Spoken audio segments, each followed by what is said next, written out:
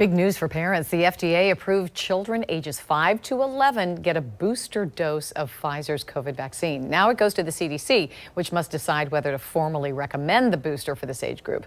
Tarek is joining us now after speaking to a local epidemiologist with reaction to today's decision. Tarek.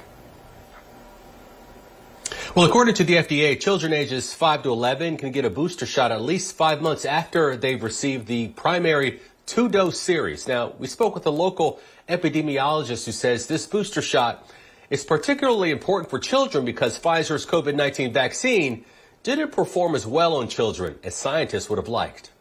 Booster shots of Pfizer's COVID-19 vaccine could be available for children as soon as Friday, according to the FDA.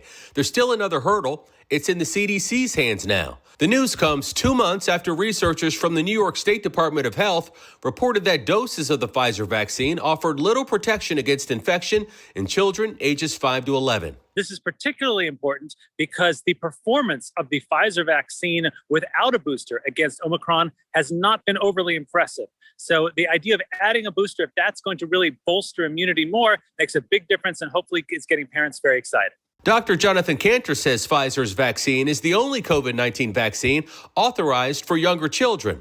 The vaccine is equivalent to 1/3 of the dose given to adults. Cantor says approving the booster is critical because kids are oftentimes asymptomatic. Key thing to realize, as you're mentioning, is that it's not just that it adds a protection for the kids, it adds a level of protection for the families and the other people the kids are coming into contact with. Because particularly if a kid is going to be asymptomatic, they don't even know they're sick, but then they go and they see grandma and they're giving her hugs and kisses. Obviously, that's something that could be concerning. But Dr. Cantor says parents are still hesitant to get their children vaccinated.